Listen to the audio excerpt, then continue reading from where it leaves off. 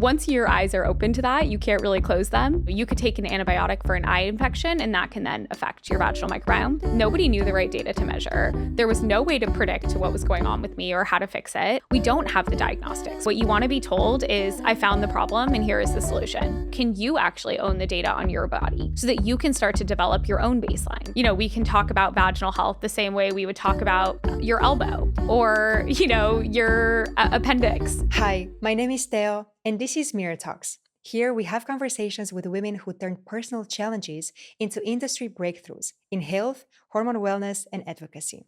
This podcast is powered by Mira, the hormone health monitor that helps you understand your body and make confident, informed decisions about your health and future. Today, I'm speaking with Priyanka Jain, a woman who back in high school was helping the United Nations launch a campaign to support the girls around the world. She worked on building schools in Afghanistan and made it onto the Forbes 30 Under 30 list. She is the first person to say the word vagina live on Bloomberg, and she's one of the best pasta restaurant experts in New York. And if you want to know how she got to write this story for herself, stay till the end. This is going to be an incredible deep dive. Probably every woman who's listening to this can relate to some degree of the feeling like you go to the doctor and you leave with no answers, and if anything, more questions than you even came in with. And to be honest, I don't blame the doctors, right? Look, of course there are doctors who dismiss women who, don't give us the greatest experience. But for me, I think it was more that they genuinely didn't have the tools, right? Priyanka, how are you? Great. Thank you so much for having me today. It's a pleasure having you here today. I'm really excited about our conversation. You mentioned at one point your health journey. Could you help me understand what challenges did you go through? I mentioned a little bit about this, but I was dealing with a variety of different symptoms with my own health. And I went to, I live in New York. I went to every specialist, every, best doctor in the world at this and that. And I really tried to get to the bottom of what was causing my symptoms. And no matter how many tubes of blood I drew, how many scans I went through, how many different specialists I saw, no one could really ever get to the bottom of it. And, here I was sitting in my, data company building algorithms saying, we can predict all of these different things. And I just couldn't believe that when it came to my health, nobody knew the right data to measure. There was no way to predict what was going on with me or how to fix it.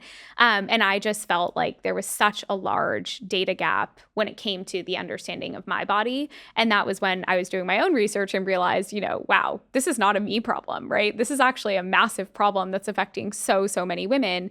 And that was obviously what led me on the journey to starting Evvy. Yeah, and it sounds indeed that not being heard for your symptoms and not finding the right solutions that you were hoping for gives you a certain pain that often we happen to turn into our passions. It sounds that that's Totally. one of the fuel that you used in building Evvy. But I want us to go a little bit back in time, in that moment when you were sitting at your doctor's office and you were looking for answers, right, for your symptoms. How did that experience feel for you? Probably every woman who's listening to this can relate to some degree of the feeling like you go to the doctor and you leave with no answers, and if anything, more questions than you even came in with. And to be honest, I don't blame the doctors, right? Look, of course there are doctors who dismiss women who, don't give us the greatest experience. But for me, I think it was more that they genuinely didn't have the tools, right? So many of the providers I talked to wanted to help. They believed me that I was in pain. It was obvious. It was visually obvious that something was not working in my body. But people couldn't find the solutions. And I think that was really frustrating for the doctors as well as it was for me. And I think it's a feeling of kind of helplessness and hopelessness, right? Like how are we going to solve this if the world's experts have no idea what's going on? And honestly, I usually don't talk about my whole life story all at once.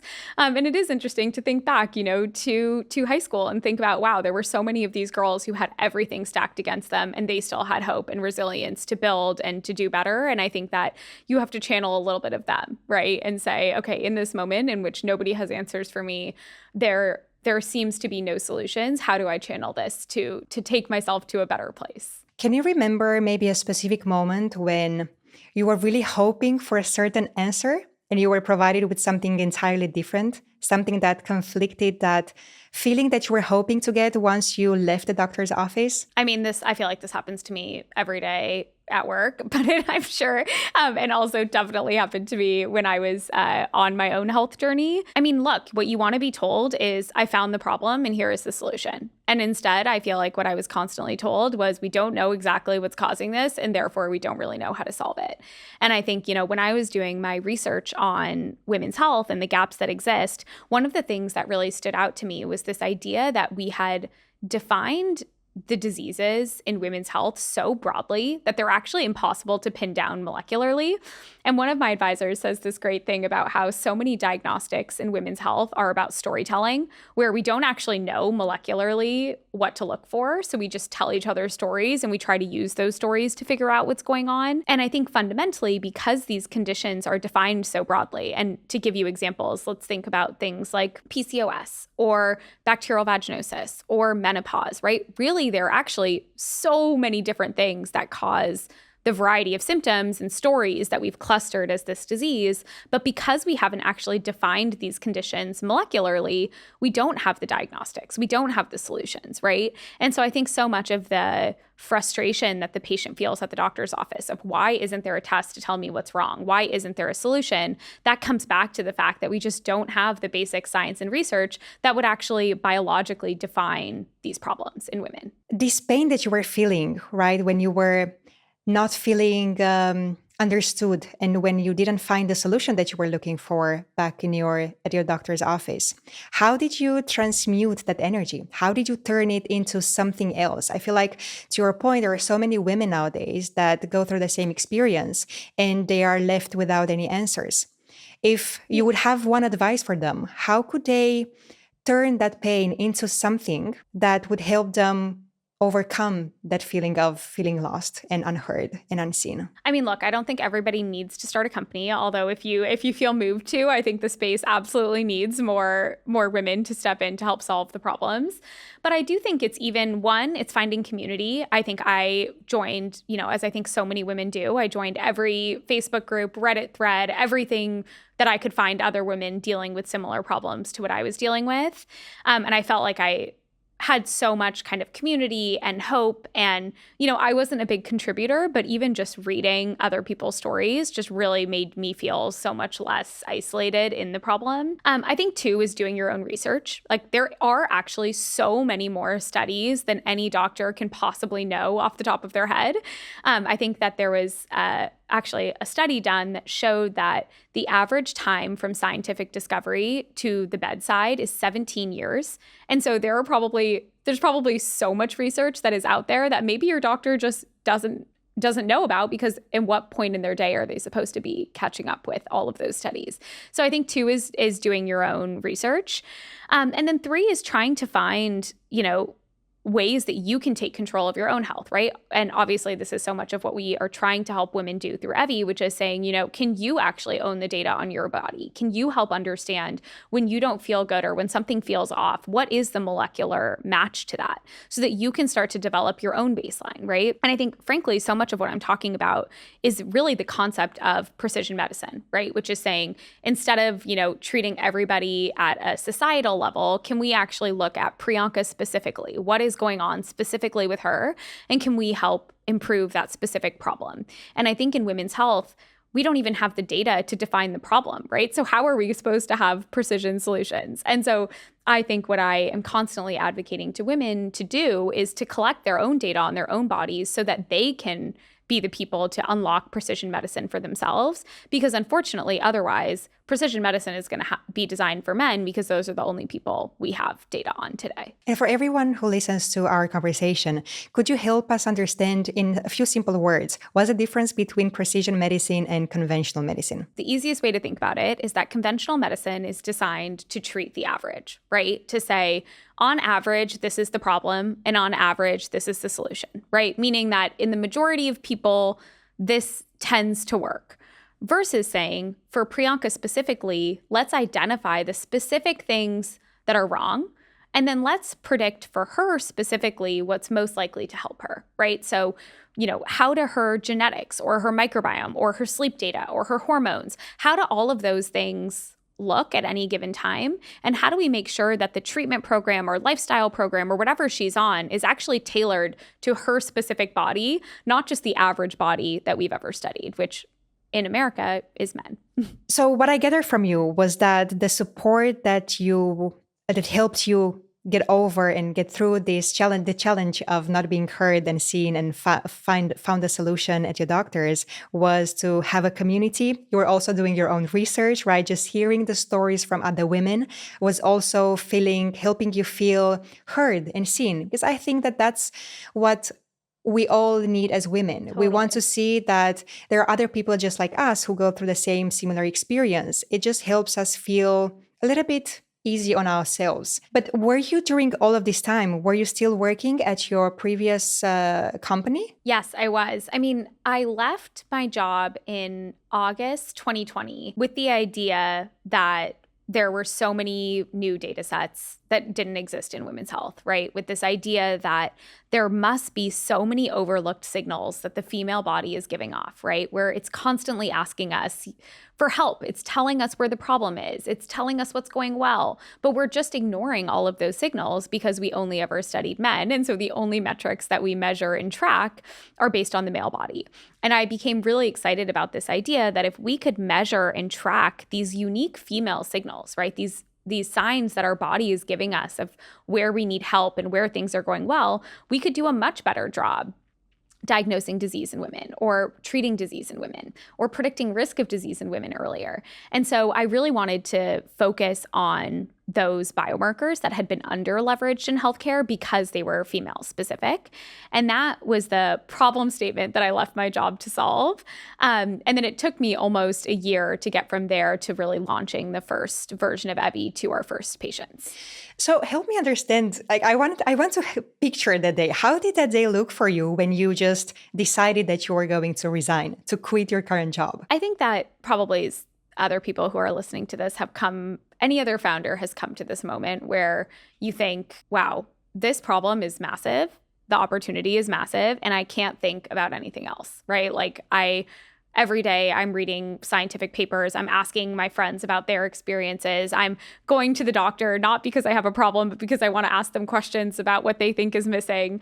And I think I was so motivated by my own experience and felt like, maybe there is this opportunity to really bring together so many parts of my life, right? To bring together, making an impact on women, which is something I've always cared about, to bring together technology and data and AI, which is something I'd been working on for almost 10 years between school and my job, to bring together my passion for patients and consumers and design into a consumer solution, and that maybe I was actually an interesting person to solve this problem, right? And I think that something so many women I talk to who are in the early days of starting their company, they think, oh, but I'm not the doctor or I'm not the PhD or who am I to solve this problem? And I think I very much felt like I am a angry patient. I am the patient who has not gotten what I need from the healthcare system so many times.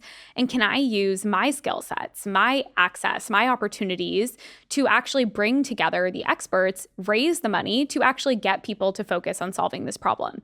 And I think once you realize like, oh, I can play a big role in solving this, it could be me who solves this, it's very hard not to take that leap. And how does one find the courage to take that leap? I don't know if there's a perfect answer to that question. I think it's really hard. I think you'll never know. And I think that a lot of women I talk to who are thinking about starting a company are waiting for that moment of like, everything is perfect. I know for sure this is going to work. I know for sure all of these things. And I think the reality is you have to accept that so much of what you're doing is a leap of faith.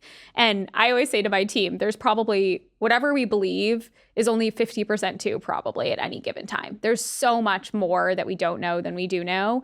And we just have to keep betting on ourselves. We say strong opinions loosely held, right? Let's take a step in a direction, and if we're wrong, we'll pivot. And I think that having that, instead of looking for certainty, it's being okay with the fact that this is a leap of faith. And I think reminding yourself that so many other people have done this, and like, who is to say that you can't do it too? Did you have at the time a role model, someone who really inspired you on the journey? Because I think being an entrepreneur and starting your very first entrepreneurial journey by yourself. And I want to also hear about that story, whether you studied by yourself or with someone. How did this idea start? Like, did you have someone who really was there to motivate you, to give you that courage that sometimes you couldn't find yourself? Yeah, I mean, so actually both my dad and my brother are both entrepreneurs. And so I had seen many times over what it looked like to start a company, for it to be hard, how you get through it. And so I very much feel so lucky that the process didn't feel completely foreign to me. It didn't feel completely impossible, because I think as soon as you see the inner workings of it and you realize that nobody really knows what they're doing, everybody's figuring it out as they go, it starts to feel so much more possible for you to do that also. And so I think having that very kind of close up view of my family, and then also at the company that I was at before starting Evvy, I think those really humanized the experience of starting a company and gave me people to talk to when I was at, any difficult stage in the journey. And so I'm very, very grateful for sure to my family. That's wonderful to have your family members next to you being your biggest cheerleaders and your biggest motivators. So you're now at the stage where you are thinking about Evvy. Evvy doesn't exist yet, right? You are collecting your information, you're doing your research. What happens next? Yes. Well, thankfully, I am not building Evvy alone. I have two amazing co-founders. One is actually a friend from Stanford who was in a lot of my design classes with me when I was there. And then the other is a friend I had met after, who is an amazing molecular biologist. And as I was starting to think about Evvy, I was looking at a variety of different biomarkers and, what are the data sets that are specifically missing that I think could make the biggest impact in our ability to better predict and treat and diagnose conditions in women. And I had landed on the vaginal microbiome being this really exciting, overlooked area of women's health. Well, I'll give you a little bit on the vaginal microbiome, because I think it'll explain why tell me in simple words. First of all, what is the vaginal microbiome? Very great question. I'm sure people have heard of the concept of a microbiome, right? Which is the idea that there are bacteria and fungi and viruses and these small microbes that live on or in different parts of your body, right? Most people have heard of the gut microbiome. There's also one in our mouths that's really important. There's one on our skin. And it turns out there's also one in our vaginas. And essentially, if you think about the vagina, it's essentially an open gateway between the outside world, which has every type of pathogen and microbe you could imagine. And then on the other side, you have your most important reproductive organs. And we've essentially evolved with the vaginal microbiome as this really kind of important immune barrier layer that protects the rest of the reproductive system. And the way that it does that is that when the vaginal microbiome is dominated by healthy protective bacteria, so the most common and popularized one is lactobacilli. Maybe you've heard of that. What those bacteria do is they produce lactic acid, so they make the vaginal environment more acidic, and they take up space on the vaginal wall. And what that does is it makes it so that if any pathogens or bad microbes get into the vagina, which again, they do all the time because it's an open gateway, they're not able to survive. How do they get there? How do they get there?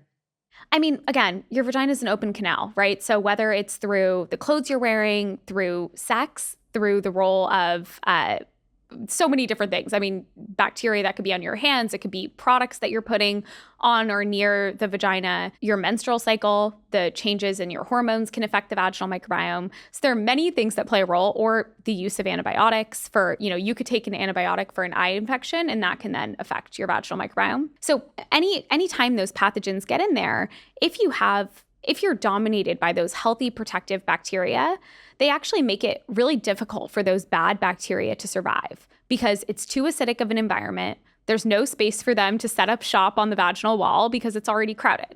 And so in that way, they actually act as this really important immune system that's keeping those bad guys out of the system. But I always say, God forbid, to your point, you have sex with someone new. You sit in your swimsuit for too long. You have a long menstrual cycle and, the menstrual blood has a higher pH and that increases the pH of your vagina and these bacteria start to replicate, right?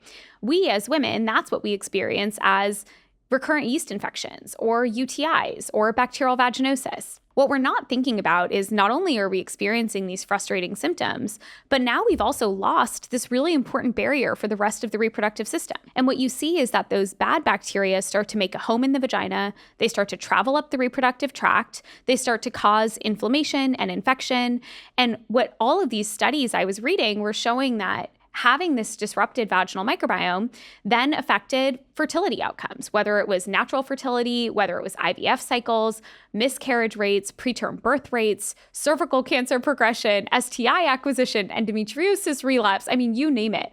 And I could not believe that on one hand, vaginal discomfort is the leading reason women go to the doctor in the US. So it is extremely prevalent. Something like 30% of women at any given time have at least one vaginal infection. And when we go to the doctor today, we are more likely to be misdiagnosed than correctly diagnosed.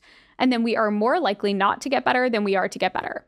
So you have this incredibly prevalent but horribly managed condition affecting so many women. And then there's all of this research showing that what's going on in the vaginal microbiome is not just the cause of those symptoms, but it actually is playing this really important role in fertility and pregnancy and cancer progression and menopause and endometriosis and all these other things. And I just could not believe that nobody was using any of that data to help women improve their outcomes. And so that felt like a very obvious place to start, where with something as simple as a Q-tip swab that you could take at home, you could get insights into all of this information that can help you with, again, the leading symptom that is driving women to the doctor, but then also help improve your outcomes in all of these areas. We decided to start there, and I was so excited to bring on my two co-founders, Lane and Peta, who helped both build the brand and the story around Evvy. I think so much of what has made us successful is that we are a brand built with the community. We are a brand that people trust. We are destigmatizing these conditions that people have been too scared to talk about, too ashamed to talk about. And we talk about them with science, because at the end of the day, these are science and medical problems that we're dealing with. So building the brand and building the trust, and then building the science and the product. And how are we going to test for these things? How do we validate this type of assay? How do we bring whole genome sequencing to the vagina? And so it was an amazing, I think it was like 6 or 8 months from when we all kind of teamed up and with that focus to getting the first product in the market. And I still look back on that time with such fondness. I think talk about a time where we had so many constraints. We were 3 people. We had no resources. And getting something to market that had never really been done before was really one of the most fulfilling things I think I've ever done. And if you look back to that moment, just when the 3 of you started talking, how did you end up teaming up? I wonder, how did you bring this idea? Because you were the first one doing all of the research, right? How did you bring this idea to them? Can you tell me that story? How did the 3 of you got to work together? Lane is the one who I went to college with, and she had been at Google Creative Lab. She was working at Tribeca Film Festival. She'd always had these really kind of amazing creative jobs. And as I was leaving my job, starting to work on ideas for Evvy, her and I would just catch up, and not, for any specific purpose, but because I trusted her as a thought partner and as somebody who would give me really great feedback and ideas and pressure test different directions I could go. And I remember coming to her saying, I think that the vaginal microbiome is this really interesting opportunity. And she immediately latched onto it and was like, that's such a great idea. It's the right moment for this type of product in the industry. People are going to be excited about this. There's, the research is so compelling. There's a great brand to be built here. And I remember she was supposed to go to the dentist that day, and she never went. We sat for hours and we talked about it. And that was kind of the beginning of me, luring her away from her job. And it was probably only a month later that we got connected to Peta, who was actually working on starting her own company. She was also focused on women's health. And someone connected us and said, you guys should talk. I think you are interested in similar areas. And I remember sending her, an email this long with like, look at all these studies on the vaginal microbiome. Like, we have to do this. Like, you're a molecular biologist. You have the right skill set to make this happen. And I remember she didn't email me back for like 3 weeks. And I remember being like, oh no, we just lost the perfect person to help be the third pillar of our company. And she came back to me 3 weeks later and was like, I'm compelled. Like, tell me more. I want to know more. And then basically once we kind of got her, the three of us all started working together full time in January 2021. And it was just a mad sprint to July when we got the product out into the market. Sounds like the three brains got together at the right time, creating something absolutely fantastic for women. The work that you do with Evvy is brilliant. I looked into the company and the work that you do there. But now, if you were to tell me in a few words what Evvy is, how would you describe it? Evvy is harnessing the vaginal microbiome to improve women's health outcomes. That is our focus. We believe the vaginal microbiome is massively under-leveraged, that it has so much information to tell us that we're not using today. The way we do that is we provide patients and doctors with the first ever at-home vaginal microbiome test. So a patient can take a sample at home. It goes back to our lab where we do whole genome sequencing to, for the first time, help patients and doctors actually understand what's happening. What is the balance of bacteria? Is it good or bad? What type of bad bacteria? And we always say, we're just turning on the lights, right? We're just saying, here is actually what's happening. And that's the first part of the platform. The second part of the platform is taking that information, combining it with everything we know about that person, right? So we found these specific molecular signatures. We know that she has these symptoms. We know that she's in menopause, or we know she's on a certain birth control, you name it. And we use all of that information to then predict the specific treatments and ingredients that are most likely to help that patient get better. And then we're able to actually prescribe custom compounded vaginal suppositories to help optimize that patient's vaginal microbiome, both to help them get out of vaginal symptoms that they might be experiencing, so things like discharge or odor or discomfort or itching, but also to help rebuild that protective vaginal microbiome that we know improves outcomes in spaces like fertility and pregnancy and menopause and cervical cancer and so much more. And so we have those two key parts of the platform. Today, we work with over 75,000 patients, over 2,000 doctors across the country. And excitingly, we've now built the world's largest data set ever on the vaginal microbiome. And so now we are finally pushing forward the research to take this data to make it clinically actionable to help women get to better outcomes. Wow. Well, for anyone who's outside the medical space, everything that you just said sounds extremely complicated and very complex. Like, how did you, the three of you, without the medical background? I mean, you had the third co-founder having that biomolecular experience, but then how did the three of you manage to get to the market? You said 6 to 8 months. That's what it took you to get to the market, the first product. How did you manage to do that? I mean, the first version of the product is definitely not nearly as robust and amazing as it is today. The first version of the product was just giving you answers to what's happening in the microbiome, right? And so we brought on tons of advisors that were both molecular biologists, researchers on the vaginal microbiome, people who had built microbiome tests for other types of microbiomes, right? So we were learning from people who had built gut microbiome tests or oral microbiome tests. And we were trying to bring together, the experts on the sequencing, testing, validation side with the experts on the vaginal microbiome, both from a scientific as well as a clinical perspective. And then we brought the patient perspective. And for the first time, you kind of put all those people in a room and you said, okay, how do we solve this? And we were, chasing different types of vendors and labs, trying to figure out, who could help us build the solution that patients and doctors really needed.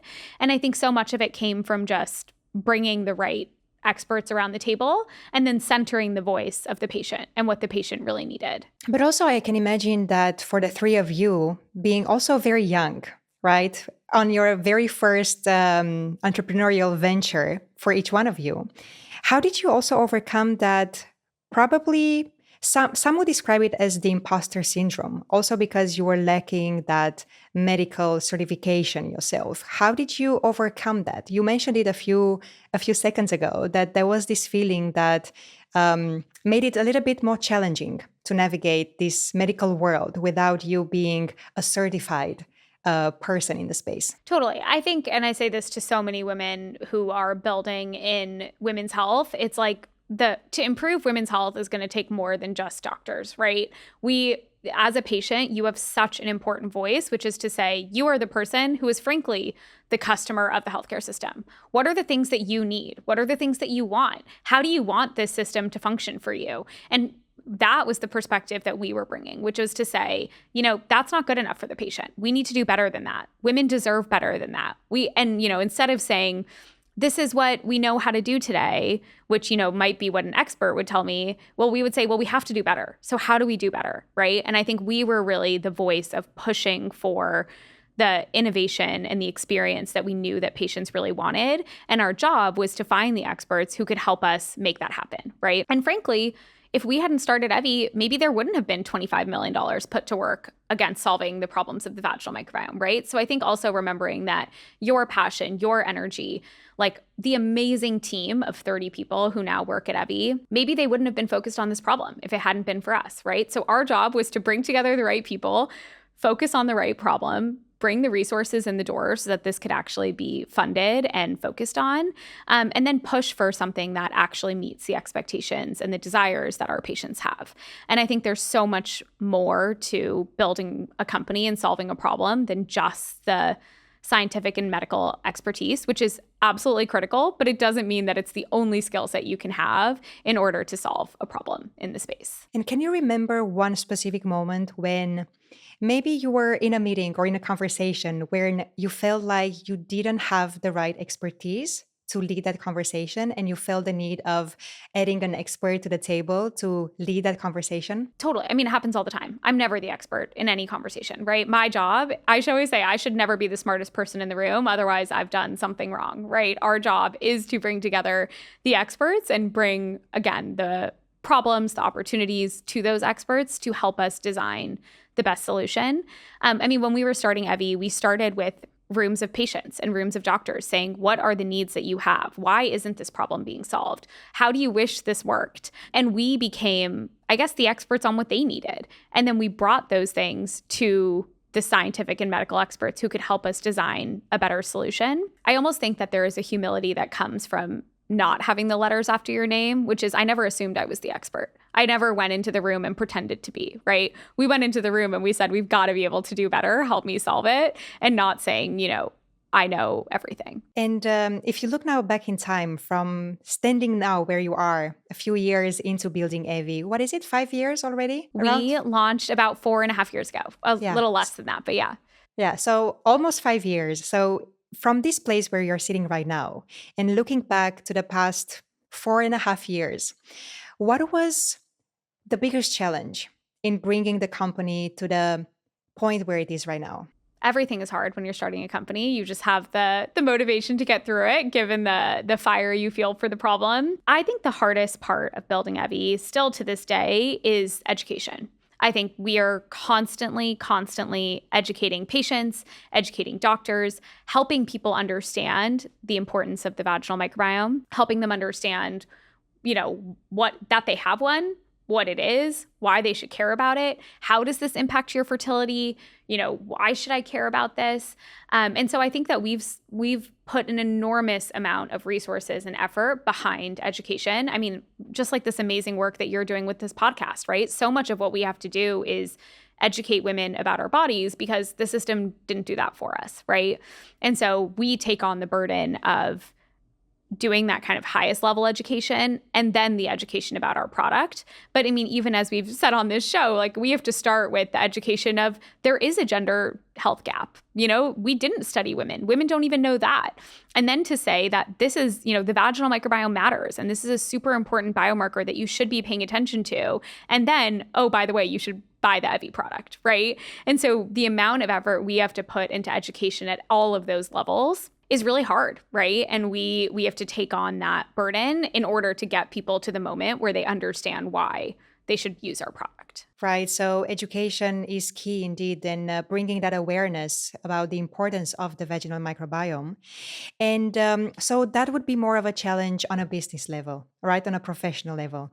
But how about you, Priyanka? What was your personal challenge, something that you had to overcome on a more personal level, maybe about your health journey, because a few years before starting Evvy, right, you were going through some challenging times, finding answers for yourself. I definitely, the good news on my own health journey is I did find a specific problem that we did find a treatment for. I mean, that's why I'm standing here, not in the pain and struggling that I was before. And so I feel like that was such a gift. And I think being connected to the right doctor who knows the right thing to look at to find the problem and get you to the right solution. I mean, that absolutely changed my life. When I think about personally building Evvy, I think it's just the getting back up, right? Constantly. It's the constant feeling of like, okay, that didn't work, or that was a tough meeting, or that was a tough interaction, or another investor who didn't know about or care about the vaginal microbiome, or you name it, and having to pick yourself up, but then also pick up the whole team, right? Like I have to keep the energy and the motivation and the forward-leaning energy and momentum for the whole company. And sometimes you have to start with yourself, right? Like you got to pick yourself up and then you have to pick up everyone else. And I think that having to do that every hour, every day, every week, every year, it's hard. And I think that really what gets you through it is the belief that there really is such an amazing opportunity here to help so many people, and like truly believing that in your core, and the fulfillment you get out of every time you really do help somebody. We got an amazing message the other week from a woman who told us that she had done 8 rounds of IVF and for the first time got pregnant after using Evvy and identifying the problem and using our solutions. And she said, I give 99% credit to Evvy and 1% credit to my body for getting me to where I am today. And I think that between the belief that this needs to exist in the world and feeling the daily stories of the women who tell you how you impact their lives, it's like you got to milk that for all that it's worth to give yourself the motivation to pick yourself up. Yeah, I can definitely resonate with exactly what you said. Like having that very personal impact on someone's life, that's a feeling that no other accomplishment can equal. Totally.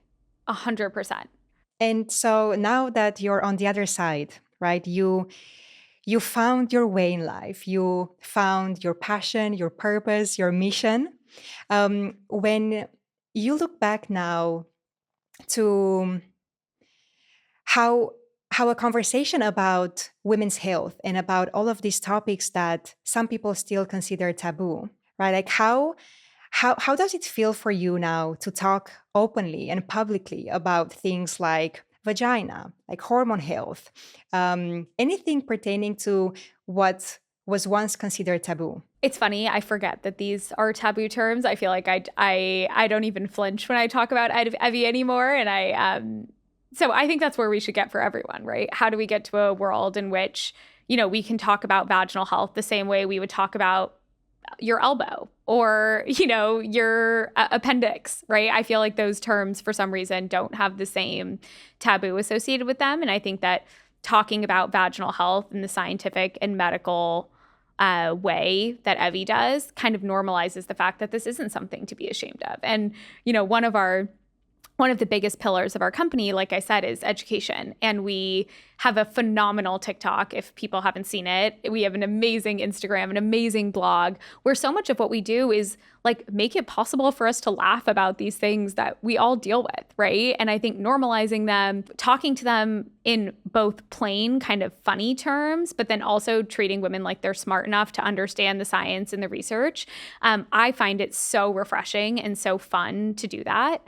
And I really hope that, our brand and our company sets a tone for how we can talk to women about other parts of their health too, right? Because I think that what we've shown is that it's possible and that it works.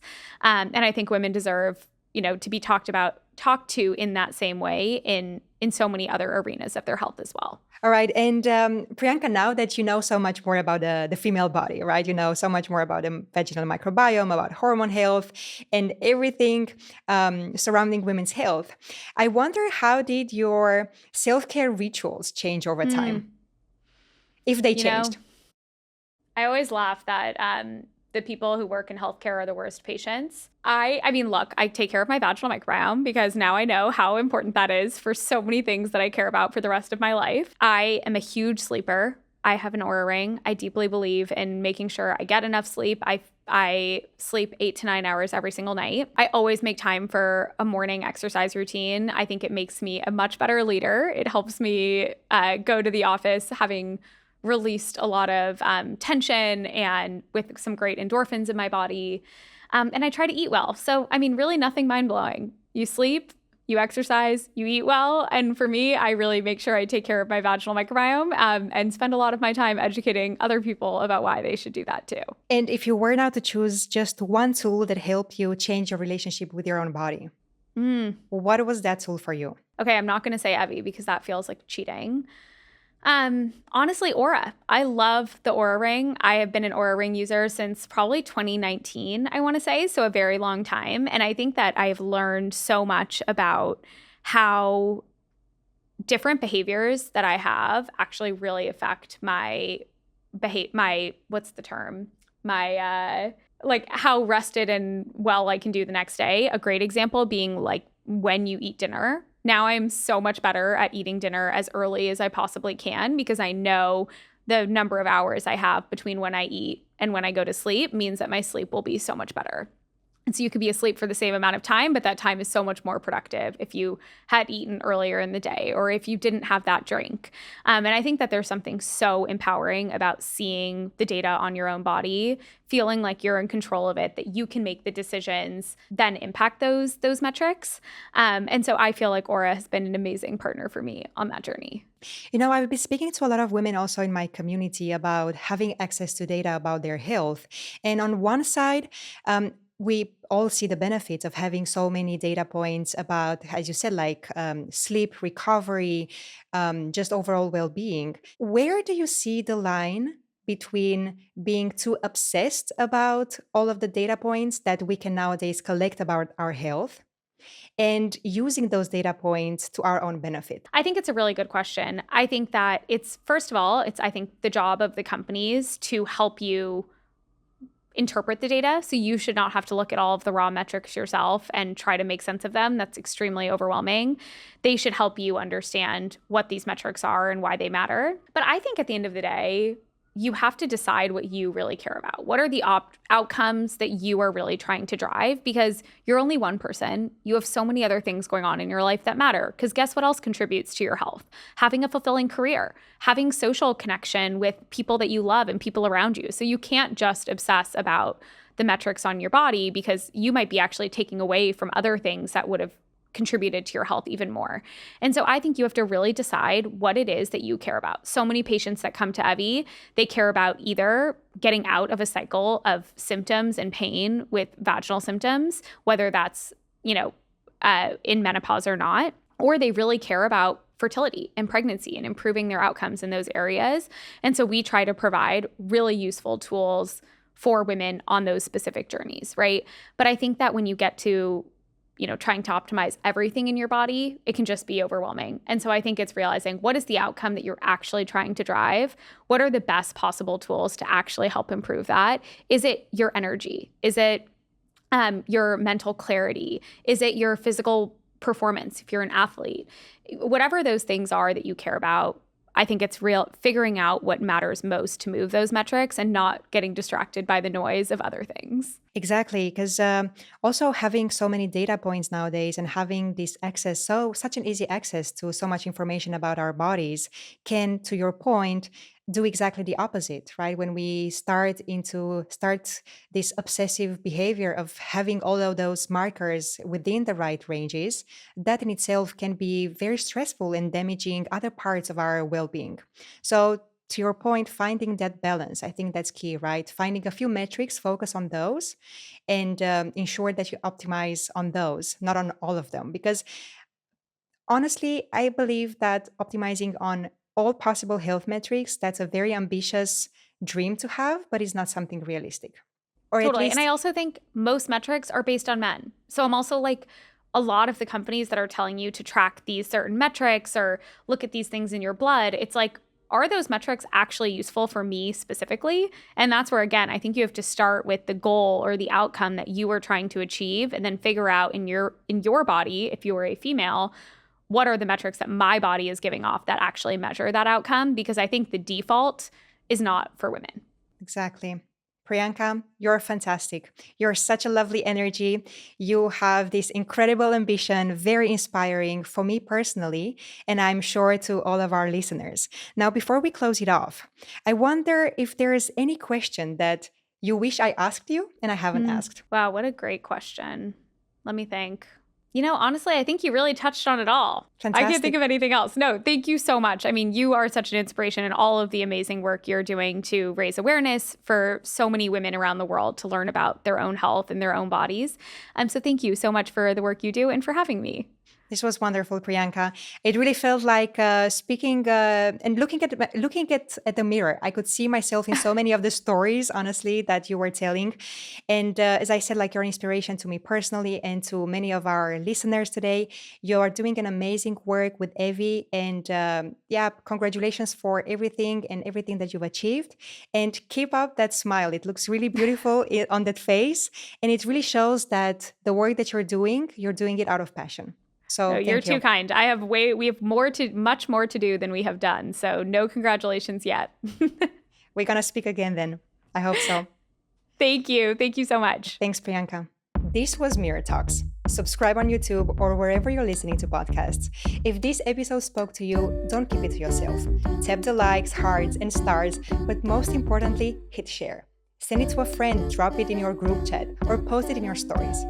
Every share helps more women learn more about their bodies and live their lives free from the limits of shame. Check out our website, miracare.com, for tools, helpful articles, and free ebooks. And use the code ListenToMira for a special discount. Don't forget to follow us on social media for more. This is Theo, sending you love. See beyond the guesswork. Track your hormones and take control. Mira Ultra 4 is the most advanced at-home tracker, monitoring 4 key hormones in one test to reveal the full picture of your hormonal health, with 7 times more accuracy than other trackers. Irregular cycles, hormone imbalance, or struggling to conceive, Mira gives you answers to spark action. Feel sure, not stuck. Try Mira Ultra 4